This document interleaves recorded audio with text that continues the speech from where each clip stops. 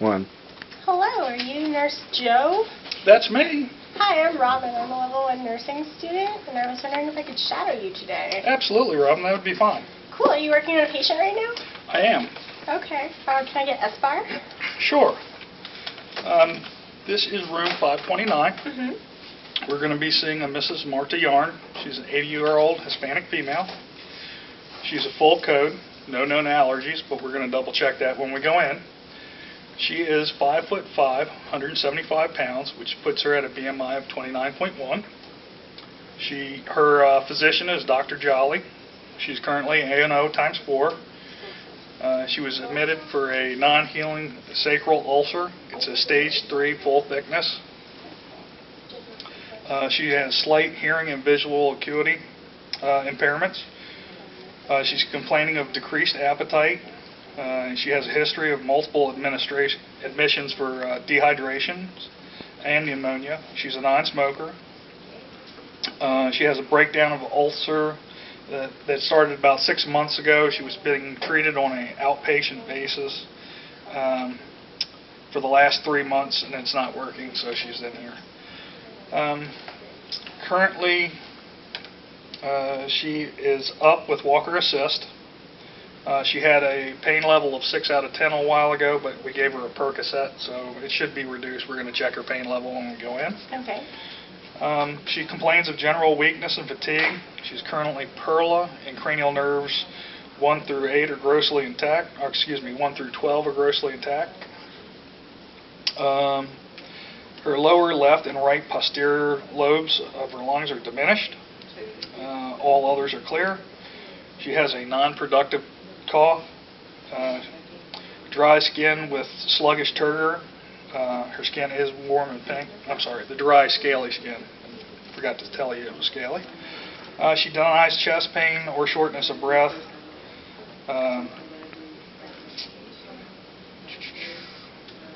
Apical pulse is regular. She does have occasional premature beats. Peripheral pulse is 2+. She's on a regular diet, MPO after midnight. She's active in all 4 quadrants of her abdomen, soft, non-tender. Last bowel movement was today. She denies any nausea and vomiting with the decreased appetite. Urine does have protein in it, but it's clear and amber. Occasional stress incontinence with nocturia, but she denies dysuria or hematuria. She's on intake and output monitoring. Let's see. She has an IV in her right dorsal metacarpal. It's a 20 gauge. We're going to check it for patency when we go in there. Her last set of vitals, we're at 14:15. She has a temperature of 99.1, pulse of 80. Heart rate of 88, oxygen saturation of 92, and her blood pressure was 144/90 with respirations of 24.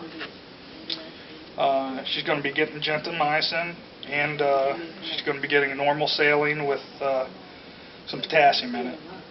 So why specifically is the client receiving that medication? She's receiving this medication because she's got signs of infections. Her white blood cell came back at 12,500, which is an indication of infection, and her potassium level was at 3.6, which is a little bit low, so that's why there's potassium in her normal saline. Oh, okay. And then what action does that have on the body, the medication? Well, the gentamicin is an anti-infective. It does say that she has that the cultures they took show E. coli, so the gentamicin is very effective against against E. coli. It binds to the 30S ribosome and interferes with the bacteria proliferation. Mm-hmm. And then the potassium is to maintain her acid base and isotonicity. Okay. And when should you question administering the medication? Well, you would question administering the medication if she wasn't showing signs of infection and if her potassium was high. then obviously you wouldn't be giving her extra potassium. And does the medication have a therapeutic serum level? Yeah, the gentamicin is 8 milligrams, micrograms Okay. per milliliter, and then the potassium is 3.5 to 5. All right. And then what vital signs are we going to be monitoring? Really, you're going to monitor all our vital signs. With infection, you're going to really pay attention to temperature, heart rate, and respirations, because those usually increase as they're signs of infection. Right. And then what physiological parameters other than the vital signs are we going to monitor when the medication's being given? Well, for gentamicin, you're going to monitor renal function, the patient's urinalysis, specific gravity, the BUN, the creatinine clearance. Those are things you're going to want to monitor with gentamicin. As far as the potassium is concerned, you want to assess for signs and symptoms of hypo or hyperkalemia. Mm-hmm. And then what interventions are we going to teach the client to ensure that the medication is administered safely in the hospital setting? Well, in a hospital setting, really, the things you want to teach a client always is to know what their medications are, what their medications look like, and basically to be proactive with their medication, to engage the nurse and make sure that, they're receiving the proper medication. And then for the home setting, same question, what interventions do we need to teach the client for the home? Well, in the home setting, because this is going to be an IV medication, the only way she'd be receiving this in the home setting is in a home health care system. So, again, it would be a nurse present, and she would, again, want to be proactive, check the medication, make sure she knows what the medication looks like. But you also want to teach her signs and symptoms of adverse reactions so that she knows if she receives the medication and the nurse leaves, what she should be looking out for to call a healthcare provider. Mm-hmm. And then what are the side effects and potential adverse reactions for these medications? For this medication, some of the side effects you would see for gentamicin is ataxia, vertigo, ototoxicity. Ototoxicity affects the hearing. It also affects balance, so those are things you want to look at. Okay. And then with the calcium, again, it's arrhythmias are the most important thing that you want to check for. And then how do we know that the medication is effective? You would know this medication is effective by monitoring her vital signs, monitoring her labs. Her white blood count should start to trend back down towards the normal level. The same with her vitals. They should trend back down towards the normal baseline. That's how you know it's effective. Oh, okay, cool. Those are all the questions that I have right now. Do you mind if I come with you while you hang the IV? No, that's fine. Let me just make sure I have everything real quick. Okay. And it looks like I am missing some IV tubing, so just wait right here and I'll be right back. Sure. Okay, I've got a fresh set of IV tubing in the bag, and I've got the medication here, so I think we're good to go. Got a saline flush. Miss Yarn is... All right, thank you, Miss Yarn. Miss Yarn, I'm your nurse. I'm Nurse Joe, and this is student nurse Robin. Is it okay if she shadows me today? Sure. All right. I want to shadow you every day, Joe. Well, we'll talk about that afterwards, Robin. We'll see if your instructor allows that. Okay. Now, Miss Yarn, how are you doing? I know your pain was a little bit higher earlier, and we gave you a Percocet. How's it doing? On a scale of 0 to 10, 0 being no pain at all, 10 being the worst imaginable, how are you doing? Oh, right now I'm only about a 1. That That's sure good. seemed to help. That is very good. How are you doing other than that? You comfortable? Everything's good? Yeah, I'm doing okay. I could really use a cup of coffee, though. Well, I tell you what, after we get you all medicated up, I'll have Robin go ahead and grab you some coffee. I'll get you some coffee. Okay. So let me just check your more. And it looks like you're going to be getting some gentamicin and some normal saline with potassium. So that's basically because you have an infection in your sacrum, in your wound. So that's going to go ahead and clear out the infection for you. Okay. Now, let me just bring it up. Okay, and do me a favor and tell me your full name and age, please. Marta Yarn, and I'm 80 years old. And amazingly enough, that matches what I have here in the system. So let's go ahead and take out the medication. take out my IV tubes and my IV piggyback tube. They're still in the wrapper. And we've got normal saline, which is what I'm going to hang first. And this is normal saline with potassium in it. And I just want to double check it against the bar. And that is correct. And you can go ahead and double check that too. Yep. And what you're going to do is you want to check the liquid inside. It should be clear. Shouldn't have any cloudy, no little particles floating around. Shouldn't look like a snow globe. No, you don't want to shake it up and have stuff floating around in there. Okay. And you can see this isn't. And we checked the expiration date. The expiration date is good. And you can just give the bag a gentle squeeze to make sure there's no leaks or Can I poke punctures. it? No, you don't want to poke it. So this looks good. I'm going to go ahead and scan it in. Just going to double check one more time, make sure. And Miss Yarn, just want to double check. Do you have any allergies? None that I know of. None that you know of, and there's none in the MAR. So we're just going to monitor when we hang this just to make sure. But you go ahead and scan this in. And because she's going to be receiving an IV piggyback, we're going to go ahead and hang it lower. But I always like to spike it here on the cart. Some people spike it up in the air. I spike it here on the cart. So let me just take this out of its wrapper. And I go ahead and check the tubing. And the tubing looks good. I don't see any kinks or anything in it. Now what I'm going to do is go ahead. I'm going to put a label on here. And I'm just going to put the patient's name, the date, and the time, and my initials, and it's good for 72 hours. Okay. That lets any nurse that comes in after me know exactly when this tubing was hung and if it needs to be changed out. Again, it's only good for 72 hours. It's a great idea. Well, I can't claim the idea. It's hospital policy. I'm still going to say it was your idea. Well, I appreciate that. So I'm just going to clean my hands again and don up my gloves before I actually do anything, because this is supposed to be a sterile procedure.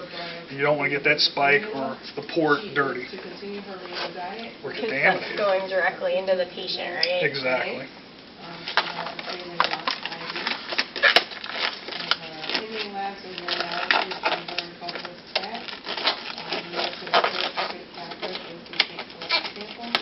It's always a chore to get these gloves on after you use soap, hand sanitizer.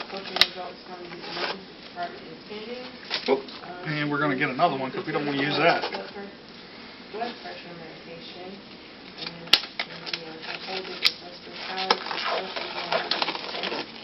Thank you, Robin. You're welcome. That's what student nurses are for. Okay. So now we've got this done. I'm going to go ahead and spike my bag.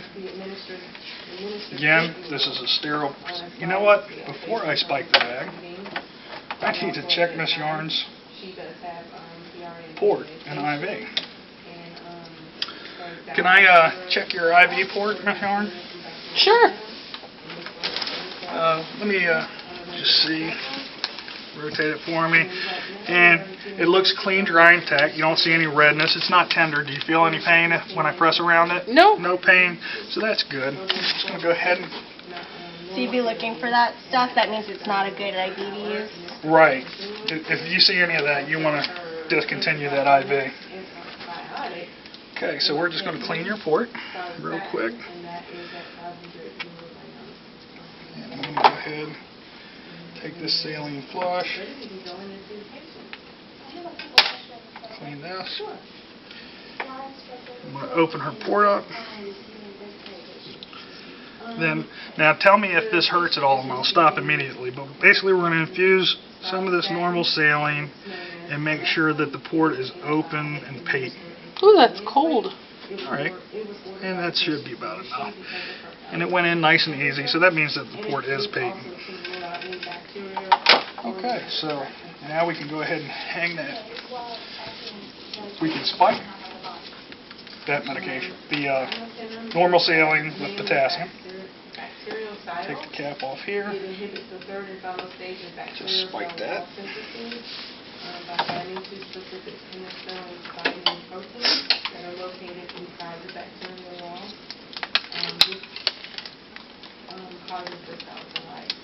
Okay, and we're going to go ahead and fill the drip chamber about halfway. And that's just so you can see the drops fall. Right. And before we do anything else, we're going to go ahead and untangle this. That's what we're going to do. And then after that, we're going to prime the line to make sure that there's no air in the line, because we definitely don't want to put any air in Sounds the like a line. plan. This is open. Got the roller clamp. And we're just going to slowly open up the roller clamp, because if you open it up too much, you get air getting pushed in the line when it drops from the bag. Come on now.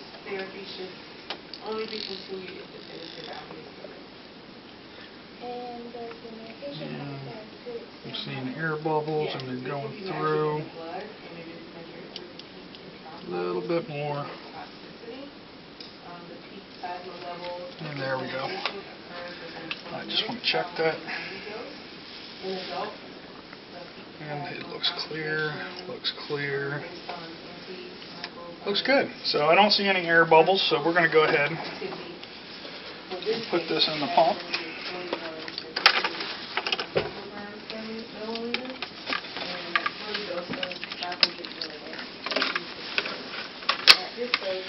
We got that in there. You go ahead and clean your port again, and I'm going to clean this. And I'm just going to clean this port.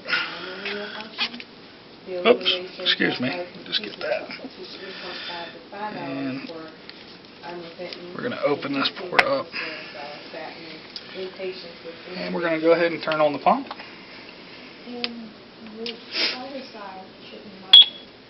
We would monitor all vital signs because of hypersensitivity. Okay, this is not a new patient. We are on the medical surgical floor. And because we only have one channel, this is obviously going to be channel A. We're going to be doing a basic infusion. And the rate, we're just going to double check. This will be done through labs and assessment. The rate should be, and it is, 125 milliliters an hour. So we're just going to go ahead and put that in. Then this is a 1,000 milliliter bag, but I like to set it for 950 so that the alarm goes off and lets me know before the bag runs dry. And we're going to hit start. And I'm going to hit pause. I'm going to go ahead and open this roller clamp. I'm going to let it run for a second, but then I'm going to pause it again so that I can hang the piggyback medication. Okay, so it looks good. I'm going to pause it real quick. I'm going to hang the piggyback medication, and then we'll check for the 5 drips on both of them. So again, let me just go ahead. Okay. And can you go ahead and let me scan your wrist again? Sure. And you are, Marta Yarn, and how old are you, Miss Yarn? 80 years old. Not a day over 60. Oh, you Okay. sweet talker, you. But according to the chart, that is correct, so I'm going to go with that. And again, we've got her medication here. We just want to double check. This is the gentamicin. It is correct. The amount is correct. And we want to show you that this is gentamicin. The amount is correct. Expiration date is good. Again, you want to give it a gentle squeeze. It's not leaking anywhere. It's clear, as it should be. And we're going to go ahead and open up our piggyback line. We're going to check the tubing as we did with the other. It looks good. I'm going to go ahead and fill out. Make sure you close the roller clamp. I'm going to go ahead and fill out this tag. Okay, patient is Miss Yarn. Today's date, time, my initials, and 72 hours. So this is the same as the regular tubing. It should be changed after 72 hours. And we're just going to go ahead and spike it. Again, this is a sterile procedure.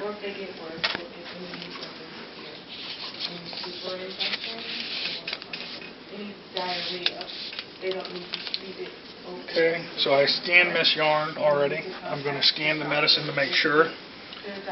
And there we go. That is good. And again, we're hanging the We're hanging the gentamicin higher than the primary. So like gravity helps it go in? Correct. And we're going to prime this. And before I do anything, let me just check. It's not showing that I scanned you. I thought I did. Let me just double check. One more time. Can you give me your name Marta Yarn, and your age? 80 years old. That is correct. There we go. And let me, one more time. This is the gentamicin. And there we go. Okay. So, we're going to go ahead and clean the port. Oh, nope, we're going to go ahead and prime this. And again, you just want to open it up slowly, not too fast. And I'm seeing it pushing air bubbles out. And one there. Okay. And I don't see an air bubble right there. LaShawn, I'll be your nurse for the day. Okay. I do have a level 1 student with me. Her name is Kylie. Is it okay if she comes in? This one. Okay. And how are you doing this morning? Doing okay. And boom, we got it. Okay, so that is good. We're going to clean the ports, because this again should be sterile. 34. Okay, and any allergies? Allergic to sulfur.